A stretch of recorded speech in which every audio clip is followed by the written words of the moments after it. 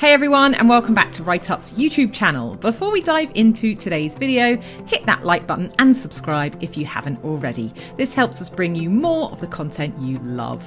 And don't forget to turn on notifications so you never miss out on our latest video. Today, we're going to take a look at whether you should set sliding scale fees in your practice. So let's get started.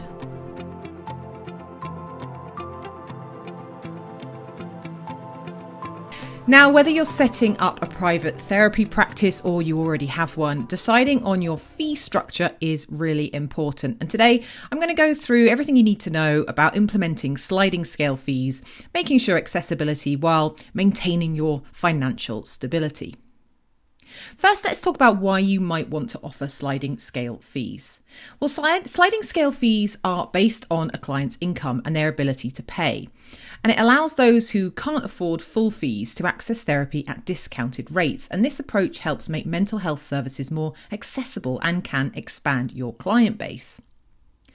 Offering sliding scale fees can reduce the financial burden on lower income clients, and this leads to more engaged and productive therapy sessions. But it's essential to wait until you've built up a real stable client load before you implement this system.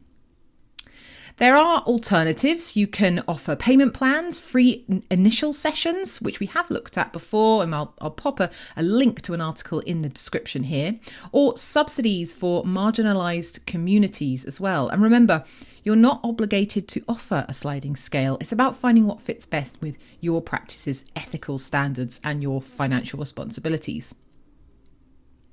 So how do you set a sliding scale policy? Let's have a look. Well, first of all, you want to set a limit on the number of clients you'll see on sliding scale fees. And typically, it's suggested that 20% of your caseload can consist of sliding scale patients.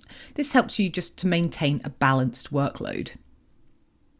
Next, set a minimum fee for your sessions. This should reflect your experience and qualifications. Don't sell yourself short here. A fair minimum fee maintains your credibility, and it just makes sure that you're compensated adequately for what you're providing. You can also set time or session limits for clients receiving sliding scale services. So make sure your sliding scale policy aligns with your practice policies and any existing contracts, just to avoid any legal issues there. And when discussing fees with clients, prepare a sliding scale based on your treatment area's average income. Prevent this scale during the first session or the first phone call, and just document the agreed fee in writing. There are a few reasons why you might choose not to offer sliding scale fees, and assessing each client's ability to pay can be complex and time consuming, and some therapists just feel it devalues their services. And if sliding scale fees aren't for you, then look at alternatives like offering free services to select individuals, group therapy sessions at a reduced rate, telehealth services, or reciprocal referrals with other therapists.